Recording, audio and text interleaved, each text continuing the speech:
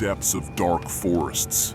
Far from the bustle of the world, the wilderness stretches. This is a place where time slows down its run, and life flows slowly and painfully. Hillside huts, covered with a thick layer of moss, stand in crooked rows, like silent guardians of old secrets. Little Mike spends his days in this sad village. His parents, simple and modest people, fought for survival in an impoverished land. Negligible harvests and endless difficulties were their faithful companions. The boy grew up in a gray environment, protected only by the gentle light of the moon and the whisper of the wind in the trees. He knew only diligence and perseverance. His hands were strong from working on the ground. His eyes were accustomed to darkness and gloomy surroundings, but seeing how year after year passed in monotony, poorly crowned with barely noticeable successes, a spark of hope for something more always flickered in his heart. And soon, one cold winter morning, when the forest was pierced by a dense veil of fog, fate prepared for the boy the first test on the way to the future. There was a strong snowstorm and Mike's parents went to the forest for firewood. They did not return home at the appointed time. Father always taught that you need to return before dark, and it was already getting dark. The young heart was filled with anxiety, and the guy went in search of his parents. Mike followed their tracks deeper into the forest, where the wind howled through the trees and the branches creaked under the weight of the snow. The cold pierced the traveler to the bone, but his determination did not weaken. He continued to move forward, hoping to find his parents alive and unharmed. After several hours of wandering, traces of runners led him to a cliff, and below, through the snow, he discerned a silhouette similar to a wagon. Mike's heart sank with fear and he hurried down.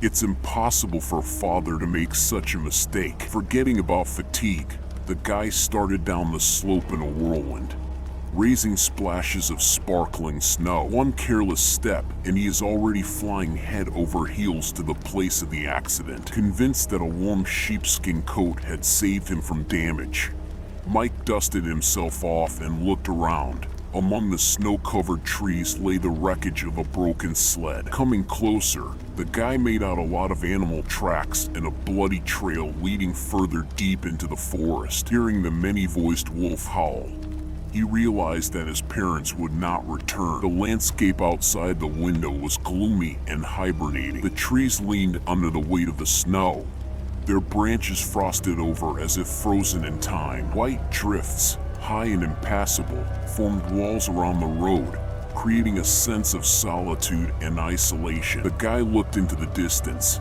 peering at the trees flying by. In each of them he saw symbols of his thoughts and hopes. They seemed to him some kind of mysterious conductors, carrying his thoughts far into the depths of the forest and far into the future. The blizzard, which became a monotonous background, intensified his reflections and the mystery of the moment. The wind whistled around the wagon, interrupted by the noise of the wheels, and the snowflakes swirled in a whirlwind before the guy's eyes. He felt the cold winds coming through the cracks and tickling his face, but these sensations seemed distant and unreal, as if he was watching all this from a parallel world. Immersed in thought, the guy thought about his past and future, about the place where his road leads. The snowy landscapes conveyed calmness and hope to him, as if every snowflake contained the possibility of a new beginning. Paying attention to every detail outside the window,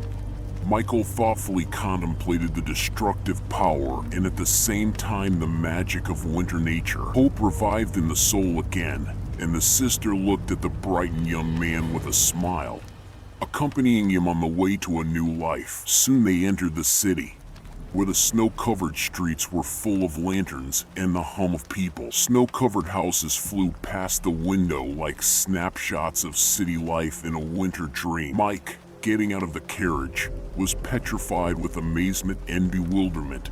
seeing a luxurious mansion in front of him. The girl laughingly took him by the hand and led him into the house. The interior was imbued with an atmosphere of exuberance that Michael could only dream of. He admired the brilliance of the crystal chandeliers, the grandeur of the marble columns, and the intricate designs that adorn the walls. A stern female voice called out to Molly, that was the name of the girl, demanding to explain what this young man was doing in the mansion. The embarrassed guy somehow managed to come up with a clear explanation. Fortunately, Molly picked up and conveyed his story to the woman in colors. From their conversation, it was clear that the strict woman in a long black dress was her mother. Molly showed Michael to the guest room and brought things to change into for the trip. She told him to take a shower, and after that the head of the family, a very influential person, is waiting for him. He will definitely be able to help. Although the guy is already in for a surprise, the energetic girl left Michael with clothes in hand and a stunned smile on his face, allowing him to collect his thoughts and prepare for the reception. Having tried on the outfit, Mike timidly knocked on the high door of the office, but there was no answer and the guy tried to push it. It turned out to be unlocked and the guest entered a cozy office, illuminated by the soft light of candles, and a warm fire crackled in the fireplace. The atmosphere was saturated with luxury and mystery. The office was decorated in a classic style, with overstuffed leather armchairs, wooden shelves adorned with antique books, and expensive art hanging on the walls. Enthusiastically examining everything around, he did not attach importance to the approaching steps from the corridor and was slightly startled by surprise when the whole family entered the door. The first thing that caught his attention was the clothes of relatives. They were dressed in luxurious outfits made of precious materials, decorated with embroidery. These outfits were very different from his usual worn-out clothes, studded with patches. The look of each member of the family was full of mysteries and secrets. They looked at him with mixed interest and expectation, as if they knew more about his fate than he did, and some incomprehensible power shone in their eyes. The head of the family offered the guy one of the chairs, feeling some awkwardness and anxiety on his part. Apparently, he felt that something special was happening now and his life would change forever. Questions and doubts flashed through his head, but he humbly waited for his relatives to show their cards. Finally, Edgar, the head of the family, began his speech. He said that he knew Mike's story and sincerely sympathized with his grief. The guy lost his father, and Edgar lost his brother. Gradually, under the hypnotic influence of soft light and warmth,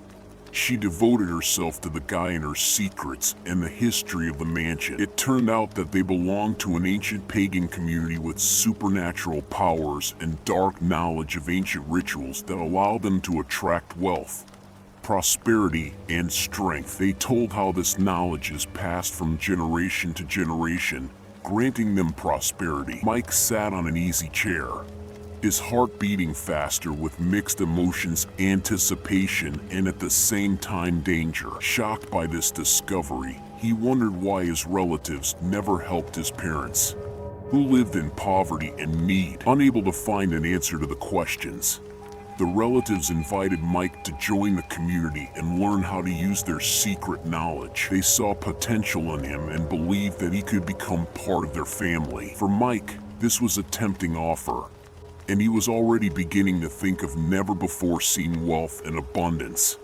wondering what other mysteries and possibilities might be lurking within these walls. Unable to resist the temptation, the guy nevertheless accepted the offer. His new family watched in amazement with what ease and enthusiasm the boy absorbed new knowledge that opened up a new world for him. By studying the forbidden rituals of gluttony, he learned about the possibility of giving himself and others the pleasure of abundance. Mike knew sin to the fullest, enjoying delicious food and all sorts of pleasures. His life was transformed. However, getting to know this world better, Mike began to notice something strange in the behavior of his relatives and members of the community. He saw their eyes flash with an abnormal light, heard their whispers, talking of something secret and sinister. Mike suspected that he was in the community for a reason. His relatives and other members of the community prepared for the sacrifice, a ritual in which one of the participants was to be sacrificed to ensure well-being and abundance for all. Fear gripped the guy at the mere thought of what a terrible fate could be prepared for him. What if the luxury and abundance he experienced were only bait for his own prey? No, it can't be. The relatives can't do this to him. The guy tried to convince himself that everything was in order, but nevertheless, a shadow of doubt crept into his heart. Just before going to Mass, when Mike was ready to plunge into the mysterious world of the community, he stopped for a moment, feeling some anxiety inside him. Suddenly, out of nowhere, a stranger appeared to him. A man with a gloomy look and deep wrinkles on his face. "Young man," said the stranger, "I see that you are ready to embark on a path about which you do not know the whole truth, but you should be careful. In this community there are forces and secrets that surpass human understanding. You must be discreet and distrust everything you are shown." Mike looked at the stranger in bewilderment. "Who you are?" he asked, with a mixture of curiosity and anxiety. "My name doesn't matter. I just came to warn you. The secret society you are about to join has its own interests and goals. Not everything in this world is as beautiful as it seems," the stranger said in a mysterious voice, disappearing in the night. Mike felt his heart pound faster and his mind fill with questions. How ready is he for this new reality? What is the meaning behind pagan rites and mystical masses? Coming to the next feast, Mike did not notice anything unusual. As always, he was met by two favorite demonesses in the guise of courtesans and offered wine in their charming company. Having drunk the guest enough to lull his vigilance, the girls set about implementing the plan. Mike's fears gradually became a reality. After finishing the wine, he felt an unprecedented weakness all over his body, and a hopeless veil began to cover his eyes, softly sinking to the ground. He realized that the victim of tonight was him. The demonesses cheerfully grabbed him by the arms and dragged him to the altar. The poison quickly spread through his body, and now he could only silently, as if from the outside, observe his fate. Unable even to move, a tall figure in a deep hood approached the table where Mike was laid down and began solemnly reciting a spell, bringing a sharp blade to his stomach, highlighting the last words with a bright accent. The figure made several transverse cuts with a precise movement, dumping some of the poor fellow's organs on the table with a vile slap. The figure took off his hood, and the guy saw his Uncle Edgar, who was looking at the jubilant crowd, slowly spreading his arms to the sides, as if giving a command to everyone to start the feast. With wild delight, the crowd rushed to the table, and the exhausted Mike could only turn his head to the side so as not to see these hungry faces. Falling asleep, at the last moment he saw Molly, that sweet girl who saved him from severe frosts, but she only silently looked away, disappearing into the darkness.